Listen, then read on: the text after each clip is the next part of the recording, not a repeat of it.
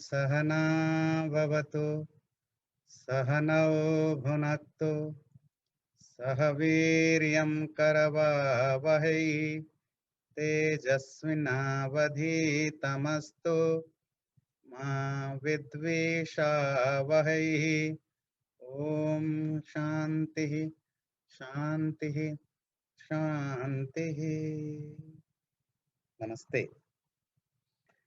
तो ब्रह्मसूत्र के पहले चैप्टर के दूसरे पाद में लास्ट टाइम हमने कठोपनिषद के एक पैसेज के बेस पर आत्मा शरीरी है, ब्रह्म भी शरीरी माना जाए, बॉडी मतलब एम्बॉडीड माना जाए, तो उस पर डिस्कशन चला था। आज हम ब्रह्म सूत्र के 24वां सूत्र से करेंगे एक दूसरे टॉपिक के साथ।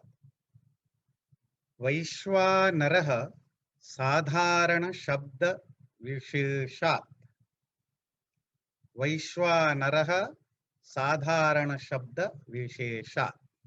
तो इसका ट्रांसलेशन है वैश्वानर शब्द से ब्रह्म का ही मीनिंग होगा, क्योंकि वैश्वानर का जो विशेष भाव है या जो जनरल मीनिंग है या जो स्पेसिफिक मीनिंग है, दोनों दृष्टि से वैश्वानर का अर्थ ब्रह्म होगा। तो आपको कॉन्टेक्स्ट समझना होगा। पहले तो वैश्वानर शब्द क्या है समझते हैं, फिर उसकी कॉन्टेक्स्ट समझेंगे। वैश्वानर का सामान्यतः अग्नि के लिए यूज होता है, आग के लिए, और उसकी जो वर्ड मीनिंग है विश्वेशाम नर इति विश्वानर, जो समस्त संसार में सभी का जो नेता है, मतलब जो लीडर है, जो ले जाता है, और उस लीडरशिप के कारण वैश्वानर कहते हैं। या दूसरा उसका निर्वचन है विश्वेषु नरेषु भव इति वैश्वानर। संसार में जो कुछ भी है सबके अंदर जो एग्जिस्ट करता है या लीड करता है उसे वैश्वानर कहते हैं। बहुत सारे जगह इसका अर्थ आग होता है।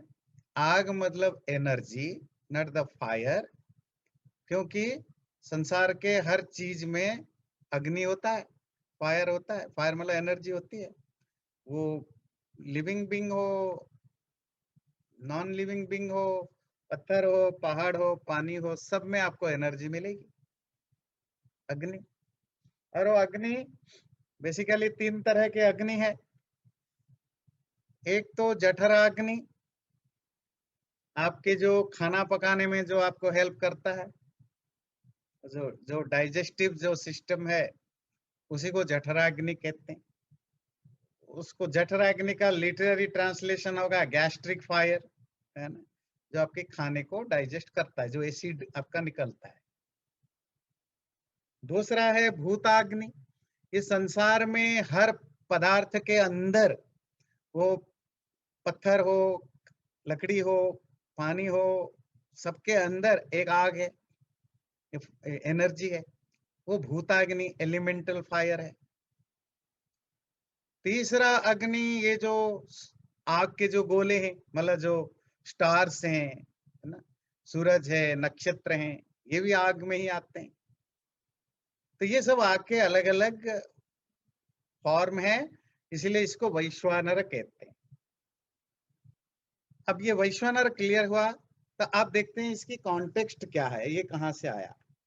छंदोग्य उपनिषद में एक स्टोरी आती है, और स्टोरी ऐसा है कि एक बार 5 महाशाल, शाला कहते हैं बिल्डिंग, बड़े बड़े बिल्डिंगों के मालिक, मतलब बहुत धनी, रीच लोग, उनका नाम है प्राचीन शाल, सत्य। उनका नाम ध्यान से सुनिए, नाम पिछले जमाने के लोगों का नाम जो होता था ना, जैसे हमारे ऋषियों का नाम आप सुनते हैं, यास्क जो फिलोसोफर, कणाद। इसी तरह देखिए, प्राचीन शाल, सत्य यज्ञ, इंद्रद्युम्न, जन, बुडिल, ये सब बड़े बड़े ज्ञानी और धनी बोथ, वो बहुत रिच भी थे और ज्ञानी भी थे और महाश्रोत्रिय ज्ञानी भी थे, शास्त्रों को पढ़े लिखे थे। तो ये लोग नॉर्मली इकट्ठा होकर के स्वाध्याय करते थे। जैसे आप लोग वो सेल्फ स्टडी करते हैं ना, वो सेल्फ स्टडी नहीं, जो स्टडी ग्रुप, जहाँ आप एक टॉपिक पर डिस्कशन करते हैं, बात करते हैं, घर से पढ़ के आते हैं। तो वो प्राचीन काल में इसी तरह तो वो लोग मिलके स्वाध्याय करते थे और आपस में एक टॉपिक पर वो अटक गए।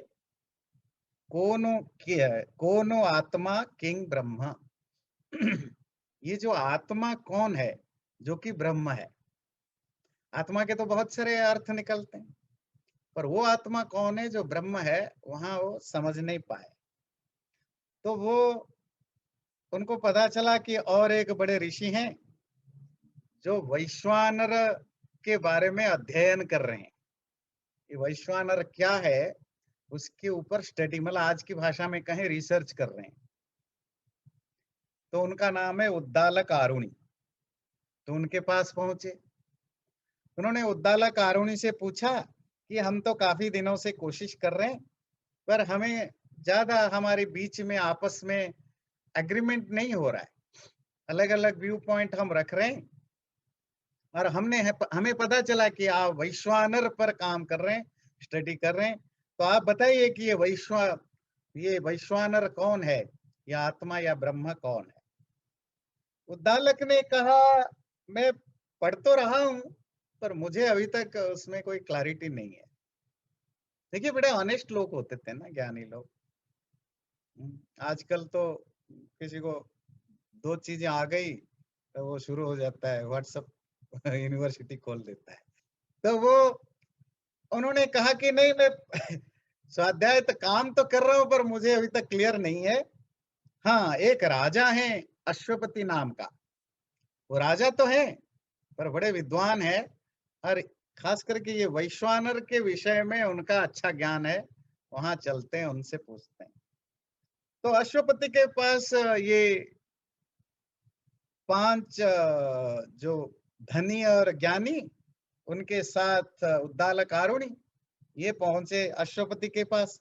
जब अश्वपति को जाकर के पूछा तो अश्वपति ने बोला, अच्छा, पहले जमाने में आंसर देने से पहले टेस्ट करते थे बैकग्राउंड, मतलब जेन्युइन क्वेश्चनर है या वैसे ही टाइम पास के लिए आ गया, तो आंसर भी उसी हिसाब से देते थे, मना नहीं करते थे। पर आंसर का लेवल भी आज भी होता है, मतलब किसी बहुत बड़े डॉक्टर के पास या कोई बहुत बड़े साइंटिस्ट के पास वैसे चलता फिरता चला जाए, कुछ पूछ ले कि एटम क्या होता है, तो थोड़े ही उसको क्लासरूम में जाकर 4 घंटे लेक्चर देंगे, एटम्स की समझाएंगे। उसको कुछ चलता फिरता एक लाइन का आंसर दे देंगे, 2 लाइन का।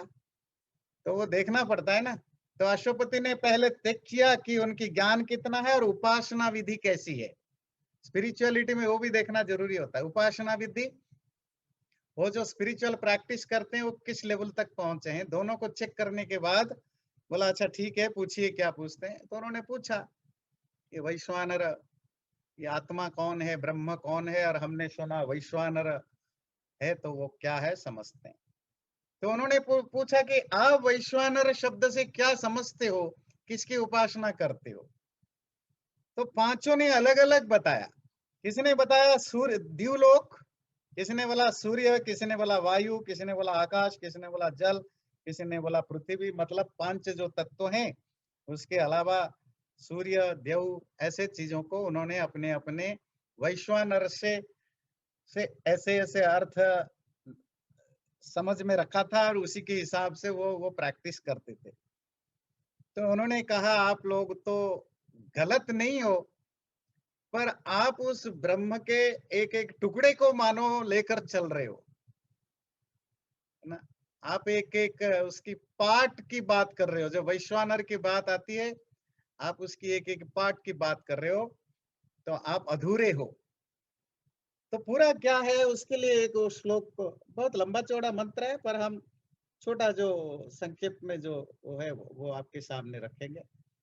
तो उन्होंने बोला, यस्तु एतमेव प्रदेशमात्रम् अभिविमानम् आत्मानं वैश्वानरम् उपासते स सर्वेषु लोकेषु सर्वेषु भूतेषु सर्वेषु आत्मासु अन्नमति।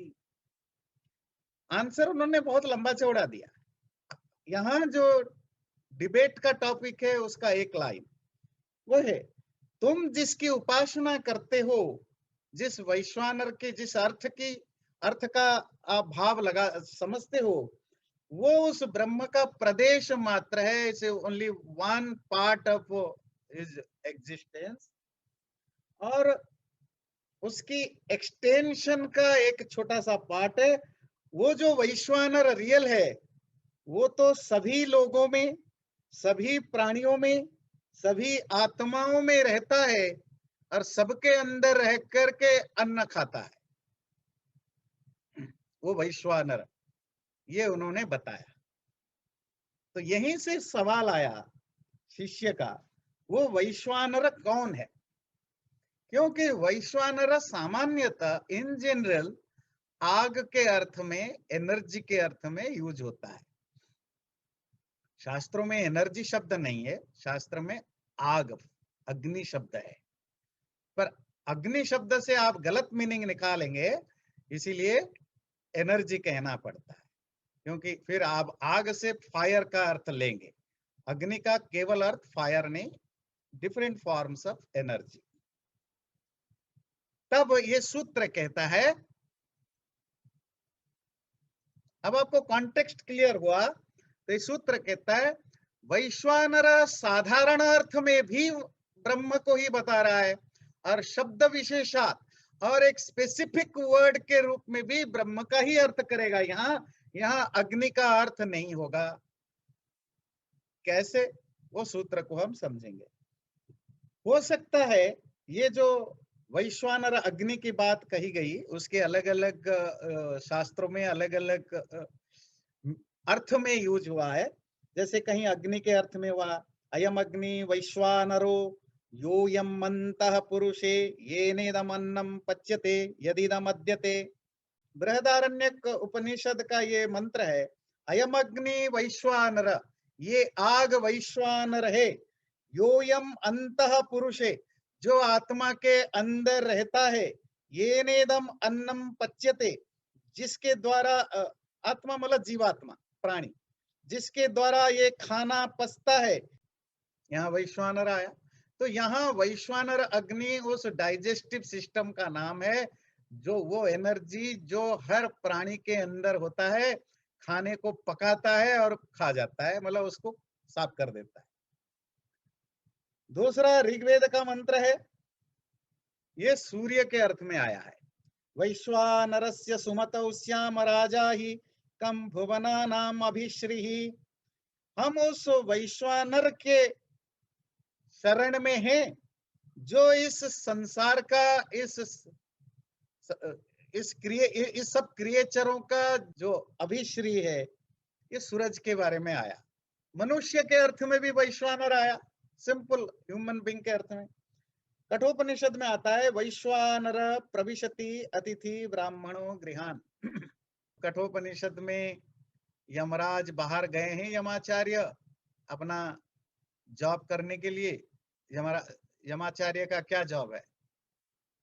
आत्माओं को कलेक्ट करना लोगों को मार के लाना। घर में नहीं थे तो उनकी पत्नी थी, तो नचिकेता छोटा सा बच्चा पहुंच गया तो उनके वहां, तो पता करने के लिए कि मरने के बाद क्या होता है।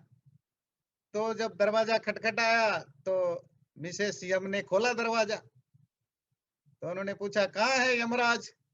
बोले वो तो है नहीं है, बाहर गए। आप मेरे से बताओ। नहीं, मैं उन्हीं से बात करूंगा, आपसे तो कुछ नहीं कर सकता, पूछना उनको है। तो मिसेस यम ने बोला अच्छा कोई बात नहीं, आप ब्राह्मण हो, मतलब बाला विद्वान हो, बच्चा हो, तो आप कुछ खाना पीना खाइए। नहीं, जब तक मुझे यमाचार्य से मैं ना मिल लूं और मेरे क्वेश्चन का आंसर ना मिल जाए, मैं यहाँ से जाऊंगा भी नहीं और पानी भी नहीं छूंगा। तो बैठ गए। तो पत्नी मिसेस यम परेशान हुई, पर क्या करें, आप अपना दरवाजा बंद करके घर में रही। 3 दिन 3 रात के बाद यमाचार्य वापस आए। जब आए काम धंधा करके थके हारे और रेस्ट करने के लिए 3 दिन टूर पर गए थे। तो जब वापस आए देखा ये दरवाजे के बाहर ये छोटा सा लड़का बैठा है। तो उसने कहा नमस्ते जी, कौन है? जी मैं नचिकेता हूँ, क्यों आए हो? जी ऐसे ऐसे, और 3 दिन से आपकी प्रतीक्षा कर रहा हूँ। तो अंदर गए, पत्नी को पूछा कि उसको कुछ खिलाया पिलाया नहीं? ना मैंने तो बहुत कोशिश किया, वो माना नहीं। तो यमाचार्य अपनी पत्नी से बोलते हैं कि देखो ये जो मनुष्य होता है ना, वो वैश्वानर अग्नि की तरह होता है। अगर वो भूखा प्यासा आपके घर में रहे, अतिथि अतिथि अगर भूखा प्यासा तुम्हारे घर से जाए तो तुम्हारा सर्वनाश होता है, सब कुछ ध्वंस हो जाता है। अब तुमने ऐसे कैसे कर दिया, 3 दिन तक उसको भूखा प्यासा रखा। उसके लिए कहते हैं वैश्वानर प्रविशी अतिथि ब्राह्मण गृहान। जब तुम्हारे घर में कोई ज्ञानी विद्वान अतिथि आए, मान लो वैश्वानर आया है, वैश्वानर अग्नि, उसका सत्कार करो, नहीं तो वो जला डालेगा। जला डालेगा मतलब अगर वो बिना खाए तिरस्कृत होकर के, इंसल्टेड होकर के व ह्यूमिलिएटेड होकर के जाता है तो तुम्हारा नुकसान होगा। तो यहाँ वैश्वानर मनुष्य के लिए आया कि वो अतिथि वैश्वानर तुम्हारे घर में आया था। तो इसी तरह अलग अलग जगह वैश्वानर अलग अलग अर्थ में यूज हुआ है, एक ही अर्थ में यूज नहीं हुआ है। तो इस सूत्र को ध्यान से देखिए। सूत्र कहता है वैश्वानर शब्द साधारण शब्द के अर्थ में भी ब्रह्म का अर्थ होगा, विशेष अर्थ में भी। विशेष अर्थ हम बाद में डिस्कस करेंगे। साधारण अर्थ में अभी आपको 4-5 एग्जाम्पल दिया गया। वैश्वानर का अर्थ अग्नि भी है, वैश्वानर का अर्थ सूर्य भी है, वैश्वानर का अर्थ जीवात्मा भी है। मतलब वैश्वानर के अनेक अर्थ हो सकते हैं। इसी तरह ब्रह्म के अर्थ में भी उसका प्रयोग हुआ है। जो दूसरा समाधान है इस टॉपिक में, जो 5 महाशाल, जो बड़े ज्ञानी और धनी दोनों, उसके लिए शब्द आता है महाशाल महाश्रोत्रिय। और साथ में जो उद्दालक आरुणि को लेकर आए थे, उन्होंने उद्दालक से पहले जो सवाल पूछा था वो ये था, किम ब्रह्म कश्च आत्मा? आत्मा कौन है, ब्रह्म कौन है, या वो जो आत्मा ब्रह्म कौन है? उसके आंसर में अश्वपति ने बोला, तुम जिस वैश्वानर को पूछते हो वो उस वैश्वानर का छोटे छोटे टुकड़े, तुम तो ये सूरज को, चांद को, इसको इसको वैश्वानर मान के पूछते हो। वो वैश्वानर समस्त संसार में समाया हुआ है, सबके अंदर है। तो यहाँ टॉपिक ब्रह्म का चल रहा है, तो इसीलिए विशेष अर्थ में यहाँ ब्रह्म का, वैश्वानर का ब्रह्म अर्थ भी लेंगे। उसी प्रसंग में आता है, उस वैश्वानर को पूजने से व उसकी उपासना करने से क्या फल होता है, उसका भी उसी छंदों के उपनिषद में नीचे आता है। तद यथा इशिका तुलम अग्नौ प्रोतम प्रदूयेत एवं ह अस्य सर्वे पापमानः प्रदूयन्ते। जैसे आग में रुई डाल दो, रुई जानते हैं, कटन। आग में कटन या सूखी सूखी लकड़ियां डाल दो, सूखी जो तिनका, सूखे तिनका या कटन डालो, जैसे वो जल जाते हैं, राख हो जाते हैं, भस्म हो जाते हैं। इसी तरह उस वैश्वानर की उपासना करने से तुम्हारे सारे पाप जल जाते हैं, नष्ट होते हैं। ये जो फलश्रुति है, फलश्रुति जो उपासना का क्या फल होता है, ये भी ब्रह्म की ओर इशारा करता है। क्योंकि अग्नि की पूजा करने से आपका कोई पाप नष्ट होने वाला नहीं है, कुछ नहीं होने वाला। ना सूरज को पूजने से कोई पाप नष्ट होने वाला, ना जीवात्मा को पूजने से कोई, वो तो सिर्फ परमात्मा की उपासना करने से ही तुम्हारे पाप कर्म नष्ट होते हैं। कोई ये नहीं पूछना पाप कर्म कैसे नष्ट होते हैं, इस पर हमने काफी डिस्कशन किया है। आपको याद भी बहुत कुछ रखना चाहिए। मतलब नष्ट होता है मतलब पुराने पाप नष्ट नहीं होते हैं, मतलब नए पाप नहीं होते हैं, क्योंकि आप सुधर जाते हो ना। भाई आप स्पिरिचुअल पाथ पर जाओगे, थोड़े ही आपसे गलतियां होगी। नोइंगली तो होगी नहीं, अननोइंगली भी नहीं होगी। तो जो नहीं होगी तो आपके मान लीजिए अभी तक आपने 20% पाप किया था, तो वहीं 20% में ही रह गया, आगे अब पाप बढ़ नहीं रहे। और क्योंकि आप 40 साल 50 साल और जियोगे, वो जो पाप आपसे द्वारा नोइंगली अननोइंगली जो गलत काम हो भी गया था, उसका फल भी आपको मिलता जा रहा है, मिलता जा रहा है। तो मरते तक काफी आपका पाप कम हो गया होगा, नए पाप बन रहे नहीं रहे। यही है इसमें। इसका अर्थ नहीं कि कहीं आप पाप करते जाओ और आपका पाप जल जाएगा, नहीं। पुराने पाप नष्ट होते जाएंगे, नए पाप बनेंगे नहीं, ये उसका भाव है। खैर वो उसका टॉपिक आज का नहीं है। तो इससे ये जो साधारण अर्थ में वैश्वानर के अनेक अर्थ हैं, उसमें ब्रह्म का भी अर्थ है।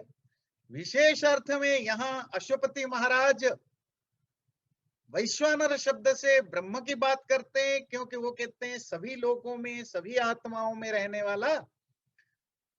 और नंबर 2 कि उसकी उपासना करने से तुम्हारे पाप सारे वैसे ही नष्ट हो जाएंगे जैसे आग में रुई और तिनके नष्ट हो जाते हैं। तो इसीलिए यहाँ वैश्वानर ब्रह्म का ही अर्थ होगा। बात समाप्त नहीं हुई, अभी भी और 3-4 सूत्र उससे रिलेटेड चलेंगे। अगला सूत्र, स्मर्यमाण मनुमानम स्यादिति। स्मर्यमाण मनुमानम स्यादिति, क्योंकि ये जो वैश्वानर शब्द यहाँ छांदोग्य उपनिषद में अश्वपति महाराज के द्वारा बोला गया है, इसका अर्थ ब्रह्म इसीलिए करना चाहिए क्योंकि जब भी आप इसको पढ़ोगे आपको वैश्वानर ब्रह्म है ऐसा और बहुत सारे रेफरेंसेस याद आ जाएंगे और उसको आप इन्फर कर सकते हो। अनुमानम स्यात्, अनुमान कहते हैं इन्फरेंस। 2 शब्द याद रखिए, एक है स्मृति मेमोरी और एक होता है प्रत्यभिज्ञा रिकॉग्नाइजेशन। जो माइंड की जो एक्टिविटी है, जो मेंटल ऑपरेशन है, तो जिस चीज को उसने पहली बार जाना उसको कहते हैं ज्ञान। ज्ञान का डेफिनेशन होता है अज्ञातस्य, जो चीज अननोन है आपके लिए, first time you know it, वो जो माइंड की एक्ट जिसके द्वारा किसी भी चीज को आप पहली बार जान रहे हो उसको कहते हैं ज्ञान। ठीक है। अब स्मृति क्या है? वो ज्ञान आपके सबकॉन्शियस मेमोरी, सबकॉन्शियस में चला जाता है।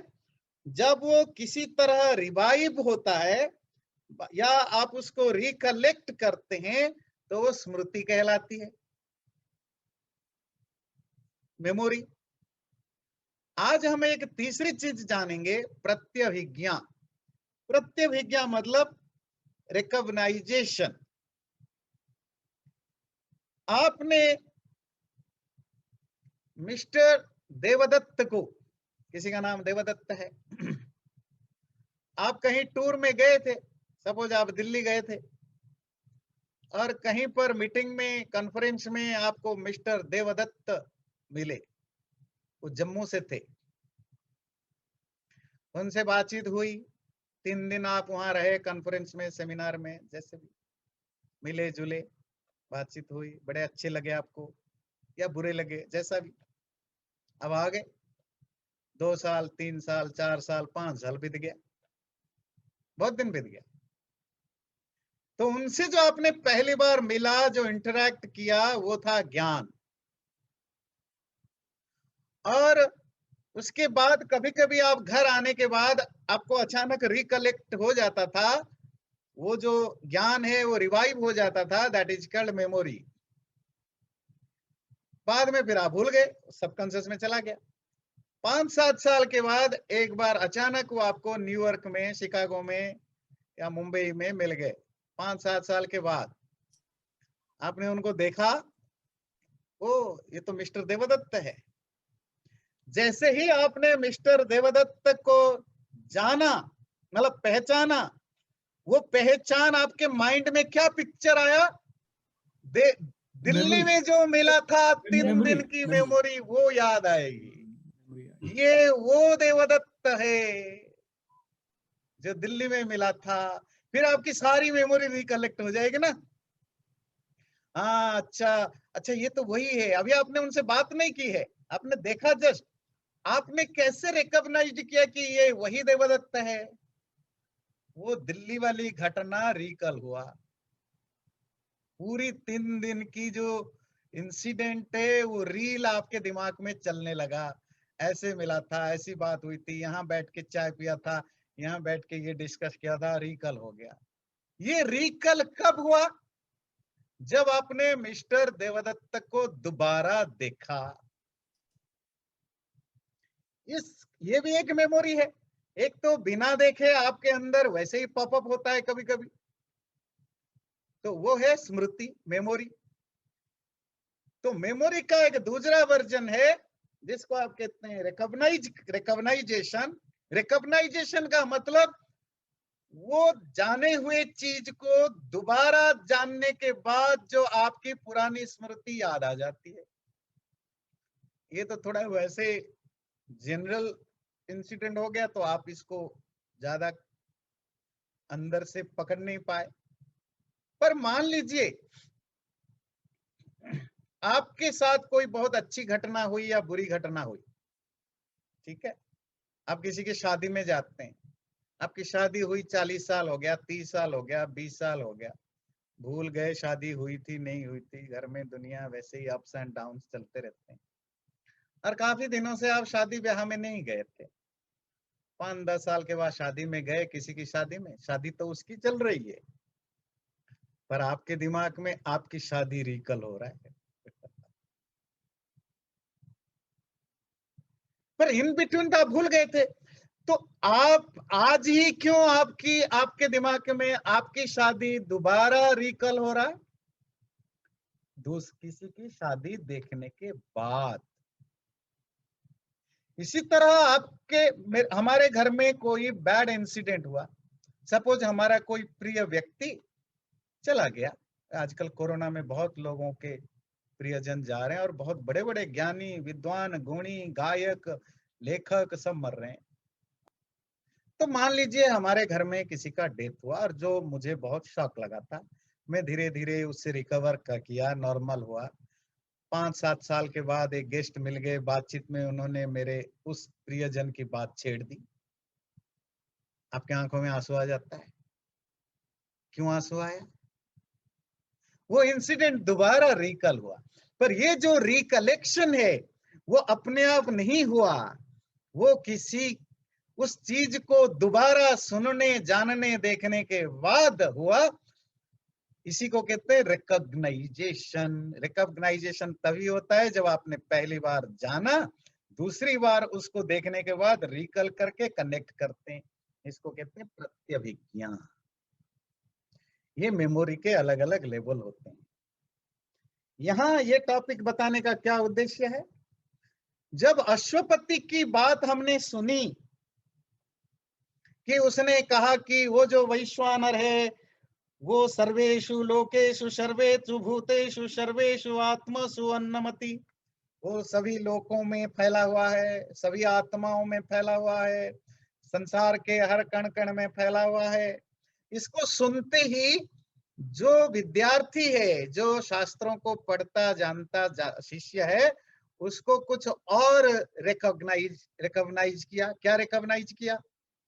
वेदों के, उपनिषदों के इस तरह के मंत्र। जैसे अथर्ववेद का एक मंत्र आता है, यस्य भूमि प्रमांतरिक्षमुतोदरम दिवम यश्चक्र मूर्धानम तस्मै ज्येष्ठाय ब्रह्मणे नमः। वो जो ब्रह्म, जिसकी भूमि जो है, धरती जो है उसकी पैर है, अंतरिक्ष स्पेस जो है उसका पेट है, द्युलोक उसका सर है, सूर्य उसकी आंखें हैं, चंद्रमा भी आंख है, और आग जिसकी मुंह है, हवा जिसकी सांसें हैं, वगैरह वगैरह। तो ये चीजें आपको रिकल होने लगा। तो मतलब सूत्र कहता है, छांदोग्य उपनिषद में आया हुआ वैश्वानर के प्रसंग को पढ़ने पर आपको वो सब चीजें मंत्र याद आ जाते हैं। क्यों क्यों याद आते हैं? क्योंकि अगर ये ब्रह्म से रिलेटेड नहीं होता तो वो ब्रह्म से रिलेटेड सर्वव्यापक वाले मंत्र आपको याद नहीं आते। आपको याद आ रहे मतलब both of them are the same. अगर मिस्टर देवदत्त को दिल्ली में देखे हुए मिस्टर देवदत्त को न्यूयॉर्क के मिलने पर आपको वो दिल्ली की इंसिडेंट याद आता है, इसका मतलब ये देवदत्त वही है जो दिल्ली में मिला था। कोई मिस्टर देवदत्त नाम का दूसरा आदमी होता तो आपको दिल्ली का इंसिडेंट याद नहीं आता। मेरी बात समझ में आती है? 2 देवदत्त हो सकते हैं ना, 5 देवदत्त भी हो सकते हैं। तो क्योंकि सेम देवदत्त है, आपने उसी देवदत्त को शकल देखा, सूरत देखा, नाम मिला, तो आपको वो घटना याद आ गई जो 4 साल 5 साल पहले दिल्ली में आपके साथ हुआ था। इसी तरह जब भी आप कोई चीज पढ़ते हैं, आप गीता पढ़ते हैं और आपने वेदांत दर्शन पढ़ा या उपनिषद पढ़ते हैं, अगर कोई चीज ऐसा मिल गया जो गीता में भी पहले आपने पढ़ा था, तो आपको अगर वो याद है, फट से आप गीता का श्लोक आपके पिक्चर आपके दिमाग में आ जाएगा। इसी को कहते हैं प्रत्यभिज्ञान। ये प्रत्यभिज्ञान का यहाँ क्या प्रूव करना चाहता है? अगर वैश्वानर का अर्थ ब्रह्म नहीं होता तो फिर इसको पढ़ने के बाद वो चीजें याद नहीं आते हैं शिष्यों को। तो मतलब ऐसा नहीं है कि अश्वपति ने जो वैश्वानर बोला ब्रह्म के अर्थ में यहीं पर यूज हुआ है और हम आपको जबरदस्ती मनवा रहे हैं कि वैश्वानर को ब्रह्म मान लो। नहीं, और भी शास्त्रों में और भी जगह पर सेम डिस्क्रिप्शन है। वहां शब्द वैश्वानर नहीं है, ब्रह्म है, पर डिस्क्रिप्शन सेम सेम है, नाम अलग। इसका मतलब है कि यहाँ भी जो डिस्क्रिप्शन है उससे ब्रह्म ही अर्थ होता है, वैश्वानर शब्द से ब्रह्म का ही अर्थ लेंगे। कोई डाउट तो नहीं? आगे चलें। गुरुजी एक प्रश्न है क्विक इसमें। आपने आपने बताया कि प्रत्यभिज्ञा जो है ये रिकॉग्निशन है, तो इसका हाँ मतलब है कि ये तो प्रत्यक्ष प्रमाण हुआ ना। इसमें हाँ अनुमान प्रमाण की बात कर रहे हैं, तो इस श्लोक में थोड़ा। हाँ, एक चीज ध्यान दें, मेमोरी सिर्फ प्रत्यक्ष का नहीं होता है। जी आपको किसी भी तरह का ज्ञान हो उसकी मेमोरी बन जाती है।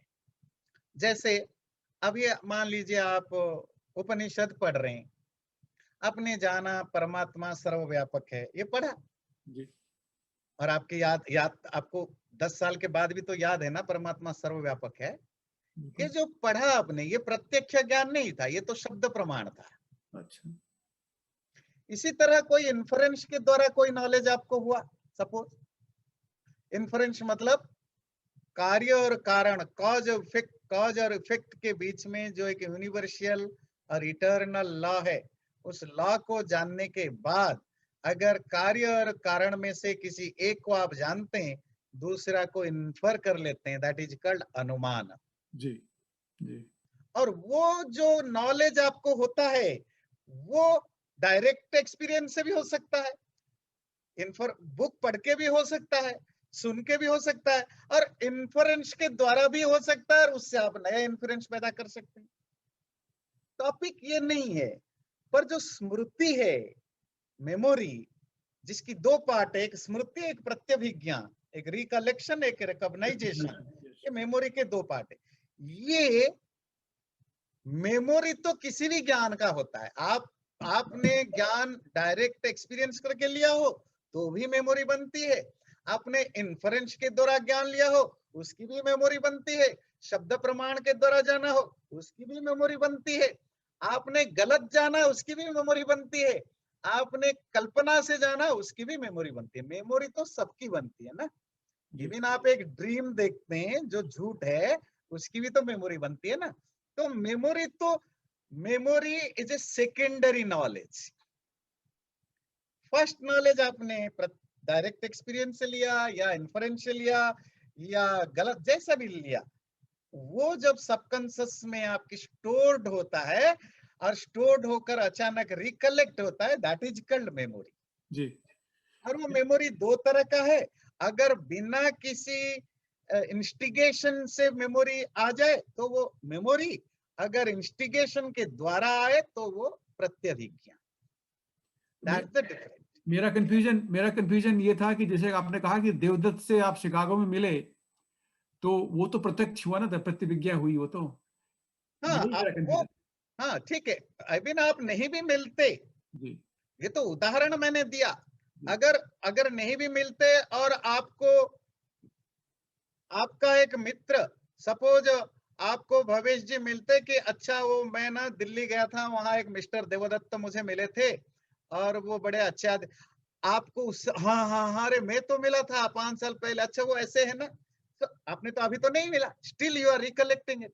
जी तो जरूरी नहीं कि आप हमेशा आपकी जो रिकॉग्नाइजेशन है जी, वो प्रत्यक्ष से ही हो, वो किसी भी प्रमाण से हो सकता प्रमाण से है। हो सकती है। बस आप पॉइंट जानने की है कि आपको एक इंस्टिगेटर चाहिए, एक इंस्टिगेशन चाहिए, जी जहां आपकी मेमोरी वापस आए। जी वो जो इंस्टिगेटर के थ्रू जो आता है उसी को हम कहते हैं रिकॉग्नाइजेशन। यहाँ इंस्टिगेटर क्या है? अश्वपति के द्वारा बताया गया वैश्वानर का डिस्क्रिप्शन, ये सुनने के बाद शिष्य को वेद और बाकी उपनिषदों में जो ब्रह्म की सर्वव्यापकता का डिस्कशन हुआ था वो उसको रिकल हो गया, होता है। इससे पता लगता है कि दोनों एक ही है। That the point. ठीक ठीक है, ठीक, थैंक यू। अगर ये जो वैश्व वैश्वानर का वैश्वानर। मतलब अग्नि है, तो एज यू सेड कि वो आप पिछली चीजें याद करते, तो क्योंकि एनर्जी लिटरली हर चीज में starting from atom to grass forms में, तो ब्रह्म की भी वही डेफिनेशन है कि वो सब जगह व्यापक है। तो एनर्जी और ब्रह्म वैसे भी एक एक चीज ही है ना, राइट? लास्ट टाइम जैसे हम डिस्कशन कर रहे थे ना, सपोज आपने 10 एडजेक्टिव्स दिए और उसमें 8 एडजेक्टिव्स दोनों में मिल रहे हैं, पर 2 अगर नहीं मिल रहे हैं, इसका मतलब है कि 2 अलग अलग हैं। जब तक 100% एडजेक्टिव्स ना मिले तब तक वो एक नहीं हो सकते। इसी तरह वैश्वानर का, तभी तो कंफ्यूजन तो तभी होता है ना, कंफ्यूजन होता है तभी तो वेदांत सूत्र को आना पड़ रहा है। अगर कंफ्यूजन क्यों हुआ? जैसे आपने कहा भाई वैश्वानर जो अग्नि है, एनर्जी है, तो एनर्जी में भी वही डिस्क्रिप्शन मिलते हैं जो ब्रह्म के मिलते हैं। अगर सेम डिस्क्रिप्शन नहीं होते तो कंफ्यूजन ही नहीं होता, कंफ्यूजन नहीं होता तो वेदांत सूत्र को कूदने की जरूरत नहीं पड़ती ना। फिर तो एब्सोल्यूट 100% श्योर है भाई, यही ये है, दोनों एक ही है। इसका मतलब है कि कुछ चीजें ऐसी हैं जो दोनों को डिस्क्रिमिनेट करता है। और वो क्या है? टॉपिक आज का वो नहीं है कि एनर्जी और परमात्मा में क्या फर्क है। वो तो एनर्जी एक मटेरियल चीज है और परमात्मा कॉन्शियस है, दैट्स द बेसिक डिफरेंस। आज का टॉपिक है कि वैश्वानर शब्द आए तो हम उसका क्या अर्थ निकालेंगे, अर्थ क्या निकालेंगे। यहाँ का टॉपिक है अर्थ क्या निकालेंगे। शिष्य ने कहा वैश्वानर का अर्थ अग्नि जनरली होता है तो अग्नि ही निकालो। गुरु कहता है नहीं, यहाँ ब्रह्म ही निकलेगा, इस पैसेज में, हर जगह नहीं। क्यों? तो वो आर्गुमेंट देते हैं। पहले आर्गुमेंट है कि भाई वैश्वानर के बहुत सारे अर्थ हो सकते हैं, उनमें ब्रह्म भी एक है। दूसरा, स्पेसिफिक वे में द वे अश्वपति डिस्क्राइब्ड वैश्वानर, तो उससे वो ब्रह्म को ज्यादा डिफाइन, ब्रह्म के बारे में ज्यादा पता लगता है, अग्नि के बारे में कम बात पता लगती है। और नंबर 3 जो इस सूत्र में बोला, स्मर्यमाणम अनुमानम स्यादेति, वो जो पैसेज को जानने के बाद आपको वो भी याद आ जाते हैं ब्रह्म की जो नॉर्मल डिस्क्रिप्शन है।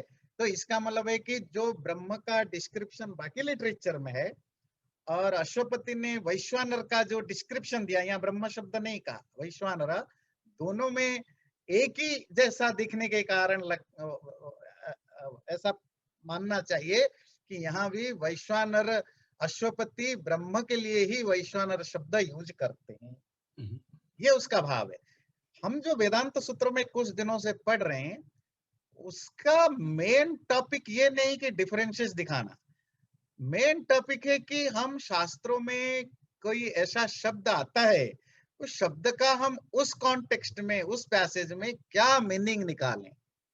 डिफरेंसेस तो वो दिखाता, पहले भी दिखाया, आगे भी और दिखाएंगे, पर हम कुछ दिनों से जो पढ़ रहे हैं वो शास्त्रों में जो शब्द आते हैं हम उसका मीनिंग क्या निकाले, खास करके जहां ब्रह्म से रिलेटेड कोई बात आती है पर कंफ्यूजन होता है, यहाँ ब्रह्म के बारे में है, आत्मा के बारे में है, किसी दूसरे के बारे में, तो ब्रह्म सूत्र उसको क्लैरिफाई करता है डिफरेंट टाइप ऑफ एग्जाम्पल और लॉजिक देके कि कैसे यहाँ ब्रह्म का अर्थ निकलना चाहिए।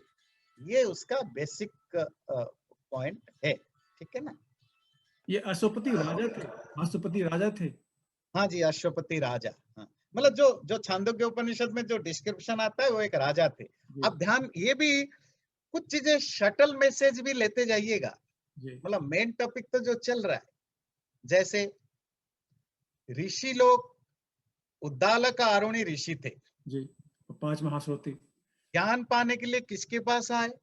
अश्वपति राजा के पास। जी जी, ठीक है, ये शटल बीच बीच में आपको हर जगह, एक होता है मेन सब्जेक्ट और एक होता है जो साइड बाय साइड जो चलने वाले, वो भी बहुत इंपॉर्टेंट होते हैं। इसका क्या मतलब है कि एक राजा होकर भी ऋषि से ज्यादा ब्रह्म ज्ञानी हो सकता है, ज्यादा एक्यूरेट स्पिरिचुअल नॉलेज रख सकता है। और प्राचीन काल में कोई हेजिटेट नहीं करता था, ऐसे जनक थे, जनक राजा, तो ऋषि मुनि तो वहां उनके सामने सर झुका के रहते थे, इसलिए नहीं कि राजा थे, उनको पता था राजा तो है पर है बड़ा, हमसे बहुत 10,000 गुना बड़ा व्यक्ति है, ये ब्रह्मज्ञानी है। तो कौन प्रोफेशनली क्या है वो मैटर नहीं करता है ना। तो खैर ये सब छोटी छोटी चीजें तो आप अपने आप इनको ध्यान रखते जाइए। अगला सूत्र लेते हैं, शब्दादिभ्यो अंतः प्रतिष्ठानाच्च नेति चेत न तथा दृष्टि उपदेशात असंभवात पुरुषमपि चैनमधीयते। दोबारा बोलता हूं, शब्दादिभ्यो अंतः प्रतिष्ठानाच्च नेति चेत न तथा दृष्टि उपदेशात असंभवात पुरुषमपि चैनमधीयते। लंबा सूत्र है थोड़ा, इसका भाव है, इसका ट्रांसलेशन समझने से पहले थोड़ी सी इंट्रोडक्शन बता दूं। शिष्य का दोबारा डाउट है इसी टॉपिक में, दोबारा क्वेश्चन उठाता है। चलिए, आपने जिस कॉन्टेक्स्ट में वैश्वानर की बात हुई उसमें आपने परमेश्वर को, ब्रह्म को ग्रहण करने की आपने बात कही, पर अभी भी मेरे लिए वहां 4 प्रॉब्लम है इसको एक्सेप्ट करने में। शिष्य के लिए अभी भी 4 ऐसे ऑब्स्टिकल्स है कि वो एग्री नहीं कर रहा है कि मैं आपकी बात मानूं। पहली चीज है, चलिए आप अग्नि अर्थ में नहीं लेंगे, सामान्य अग्नि के रूप में, पर इस मंत्र का अर्थ अगर हम पढ़ें, इसमें आता है अन्नम अत्ति, वो अनाज खाता है, तो हम यहाँ जठराग्नि भी तो ले सकते थे। चलो रेगुलर अग्नि नहीं लेंगे, अभी कपिल जी ने भी जठराग्नि की बात उठाई। जठराग्नि समझते हैं, गैस्ट्रिक फायर, डाइजेस्टिव सिस्टम ले सकते हैं। और ये बृहदारण्यक उपनिषद में वैश्वानर शब्द जठराग्नि के लिए भी यूज हुआ है। अयम अग्निरे वैश्वानरो योयम अंतः पुरुषे येनेदमन्नम पच्यते यदिदम अद्यते। ये जो अग्नि वैश्वानर मनुष्यों के प्राणी, पुरुष है, प्राणियों के अंदर जिसके द्वारा खाना पकाया जाता है और जो खाने को खाता है, शब्द वैश्वानर आया। तो वैश्वानर अर्थ भी तो कर सकते थे, जठराग्नि शब्द भी तो कर सकते थे, ये भी आपने नहीं लिया।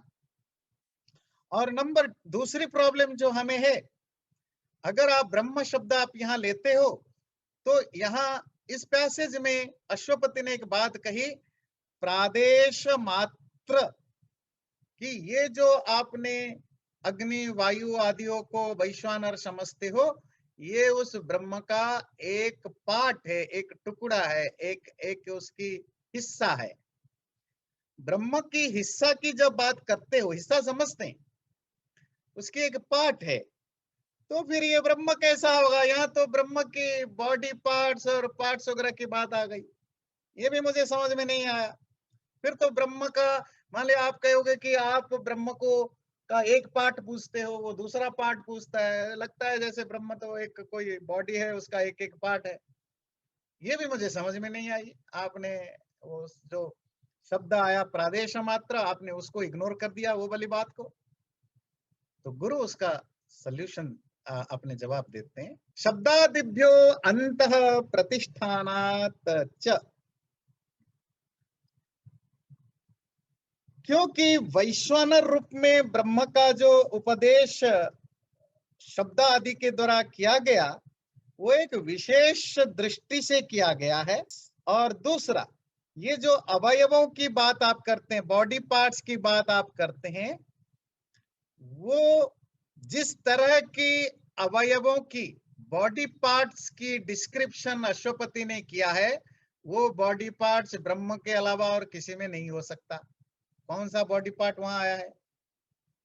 सूरज है, चांद है, धरती है, आकाश है। ये कौन सा आदमी का बॉडी पार्ट्स बनेगा? अग्नि का कैसे बनेगा, या जठराग्नि का, या आत्मा का कैसे बनेगा? तो ये बॉडी पार्ट्स से मैं मान गया, आपने कहा कि बॉडी पार्ट्स है, तो पर ये बॉडी पार्ट्स उस ब्रह्म का काल्पनिक डिस्क्रिप्शन है। काल्पनिक समझते हैं, एक रेटोरिकल, एक इमेजिनरी डिस्क्रिप्शन है। क्यों क्यों ये बात हम बाद में डिस्कस करेंगे।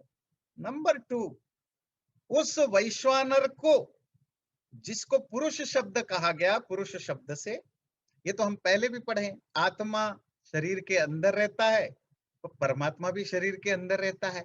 तो अगर कोई शब्द आया कि कोई देह के अंदर रहता है तो उसको आत्मा अर्थ लो, तो परमात्मा भी तो देह में रहता है।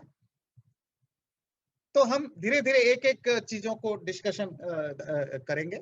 पहली चीज लेते हैं, तथा दृष्टि उपदेशात। वेदों में जो उपदेश किया गया है, उपदेश मतलब जो भी मेंशन किया गया है ब्रह्म के बारे में, वो दृष्टि के दर्शन के दृष्टि से किया गया है। दर्शन के दृष्टि से क्या मतलब होता है? परमात्मा को समझने के लिए, आप परमात्मा को तो देख नहीं सकते हो, जान नहीं सकते हो, सूंघ नहीं सकते हो, चख नहीं सकते हो, पर जो गुरु आपको, शिष्य को समझाता है वो ब्रह्म कैसा है। तो शिष्य ने पूछा ब्रह्म कैसा है, उन्होंने कहा सर्वव्यापक है, सब जगह है।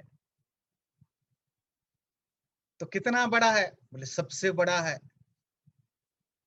उससे बड़ा कोई नहीं है। अच्छा, सूरज से भी बड़ा है?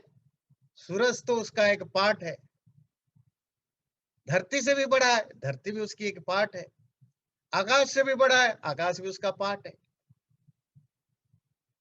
तो रेटोरिकली शिष्य के अंदर ब्रह्म की सर्वव्यापकता को बताने के लिए इस तरह के इमेजिनरी अंगों का वर्णन मिलता है। जैसे अभी हमने अथर्ववेद को भी कोट किया, आकाश जिसका सर है, सूर्य चंद्र जिसकी आंखें हैं। इसका अर्थ नहीं है कि ब्रह्म का कोई शरीर है, इसका अर्थ है कि ब्रह्म इतना बड़ा है, इतना बड़ा है, सूरज चांद तो उसके सामने उसकी आंखों की तरह होंगे, इतने छोटे छोटे। और इसका अर्थ ये भी नहीं कि सूरज चांद उसकी आंखों के जितना बड़े बड़े हैं, ये भी नहीं है। बस ये बताने के लिए कि ब्रह्म बहुत बड़ा है, सूरज चांद बहुत छोटे छोटे हैं, दैट्स इट। इससे ज्यादा कोई भाव उसमें नहीं है। तो दृष्टि, दर्शन कराने के लिए, आपको ब्रह्म कैसा है ऐसा समझाने के लिए, आपको रियलाइज कराने के लिए ये बताया जाता है। इसलिए आप उसको लिटरेरी अर्थ नहीं लेना। नंबर 2, जो आपने कहा शरीर में आत्मा है या ब्रह्म है, ब्रह्म को आत्मा at the end of the day हृदयाकाश में रियलाइज करेगा, हृदय रूपक स्पेस में, क्योंकि हृदय आकाश में ही आत्मा रहता है। परमात्मा तो सब जगह रहता है, पर आत्मा परमात्मा को वहीं मिलता है, क्योंकि उसके अलावा आत्मा और कहीं जा नहीं सकता। तो जब गुरु शिष्य को दूसरे तरह से बताता है, जब सर्वव्यापकता की बात करता है तो बताता है सूरज चांद आकाश ये इसके जो पार्ट है। पर जब रियलाइज कराने की बात करता है, कहता है वो तुम्हारे अंदर है, अंगुष्ठ, एक जगह आता है अंगुष्ठ मात्र, अंगूठे के बराबर है वो परमात्मा। और यहाँ आया वो जो शब्द आया प्रादेश, एक पर्टिकुलर प्रदेश में रहने वाला, वो प्रदेश का मतलब आत्मा का स्थान क्योंकि हृदय में है, और आत्मा परमात्मा को वहीं पा सकता है। जब भी शिष्य गुरु को पूछेगा परमात्मा कहाँ रहता है, क्या करता है, वो बताएगा सब जगह है, कितना बड़ा है, सबसे बड़ा है। पर अगला सवाल जब शिष्य पूछेगा मैं उसको कैसे पाऊं, तो गुरु क्या बताएगा, सारी दुनिया में पाओगे, सूरज में पाओगे, चांद में पाओगे, बोलेगा तुम अपने हृदय आकाश में पाओगे। फिर तुम उसको समझ नहीं पाते हो, तुम कहते हो अच्छा आपने तो बता दिया कि परमात्मा हृदय आकाश में मिलता है, मतलब यहीं रहता है। अरे भोले, तुम्हें वो वहां मिलेगा, बाकी तो है तो सब जगह, पर तुम जा नहीं सकते ना, तुम नहीं चल सकते हो, उसको कोई प्रॉब्लम नहीं है, तो तुम वहीं मिल लेना। तुम्हें कोरोना का वैक्सीन लेना है तो तुम स्टेडियम में भी लगा सकते हो, फार्मेसी में भी, हॉस्पिटल में भी लगा सकते हो। तो तुम्हारी माँ इतनी बीमार है, चल नहीं सकती है, बेड पर है, तो किसी नर्स को आप अपने घर में बुला दिया, इंजेक्शन दे दिया। इसीलिए नहीं कि कोरोना का इंजेक्शन घर के अंदर ही लेना पड़ता है बेड पर, इसीलिए कि तुम कोरोना का वैक्सीन तो सब जगह मिलता है, फार्मेसी में भी, स्टेडियम में भी, अपना पार्क में भी, बहुत सारे जगह लोग लगा रहे हैं। तो तुम्हें क्योंकि बाकी जगह नहीं जा सकते हो, तुम्हारे लिए मैंने नर्स बुलाया, यहाँ लगा के चला जाएगा। इसका अर्थ नहीं है कि कोरोना घर के अंदर ही मिलता है। इसी तरह परमात्मा तो है सब जगह, पर तुम्हें क्योंकि सब जगह नहीं मिल सकता, क्योंकि तुम्हारा लिमिटेशन है, तो हमने बताया कि परमात्मा तुम्हारे अंदर भी है।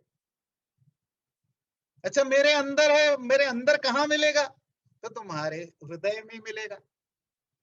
तुम बेवकूफी से बोलते हो अच्छा गुरु ने बोला हृदय में मिलेगा तो हृदय में ही है, अरे नहीं, वो सब जगह है। तो हृदय में है परमात्मा कहने का अर्थ ये नहीं है कि परमात्मा को आपने स्पेसिफिक जगह पर रख दिया, कहने का उद्देश्य है तुम्हें वहां वो मिलेगा। दूसरा जो है कि सूरज, चांद, आकाश, धरती उसके बॉडी पार्ट्स हैं, इसका अर्थ ये नहीं है कि वो उसके पार्ट ऑफ बॉडी हैं, इसका अर्थ है कि वो इतने छोटे छोटे हैं, अगर मैं तुम्हें बताऊं वो क्या है, मैं बताऊंगा कि वो उसके मानो मानो वो एक शरीर हो, उसके छोटे छोटे पार्ट्स हो। तो all these are all metaphorical, all these are rhetorical. तो इस भाव को आपको समझना पड़ेगा। और ये क्यों है, दर्शन के लिए तथा दृष्टि उपदेशात, व्यक्ति दर्शन कर पाए, देख पाए, समझ पाए, उसी लिए ये किया गया। और एक जो लास्ट बात है असंभवात, पुरुषमपि चैनम अभिधीयते का मतलब है यहाँ पुरुषमला ब्रह्म का भी वैश्वानर शब्द के द्वारा पुरुष का भी ग्रहण होगा। जो लास्ट लॉजिक रह गया असंभवात, इम्पॉसिबल होने के कारण से। प्राण शरीर में जो जठर अग्नि है तथा जो जीवात्मा है उसको भी वैश्वानर कहते हैं। ब्राह्मण ग्रंथों में जिस अंतर्यामी ब्राह्मण का वर्णन आता है उसमें ये अग्नि व आत्मा में ये सब चीजें इम्पॉसिबल हैं।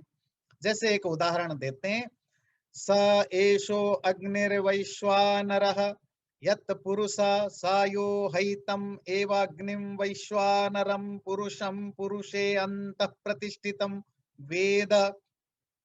ये शतपथ ब्राह्मण में आता है, वो कहता है वो जो वैश्वानर पुरुष है, वो जो वैश्वानर पुरुष को जान लेता है, वो वैश्वानर पुरुष जो पुरुष के अंदर रहता है, आगे आगे आगे एक्सेट्रा, वो जो वैश्वानर आत्मा के अंदर रहता है, पुरुष मल आत्मा, और जो आत्मा उस आत्मा में रहने वाले वैश्वानर को जान लेता है वो दुखों से तर जाता है, दुखों से तर जाता है। तो अगर आप वैश्वानर का अर्थ जठराग्नि लोगे, उसको जानने के बाद कोई दुखों से तरता नहीं है। वो जठराग्नि आत्मा के अंदर नहीं रहता है। तो ऐसे और भी बहुत सारे असंभव दोष उसमें लग सकते। चैनल को सब्सक्राइब जरूर करें और वीडियो अच्छा लगे लाइक भी जरूर करें।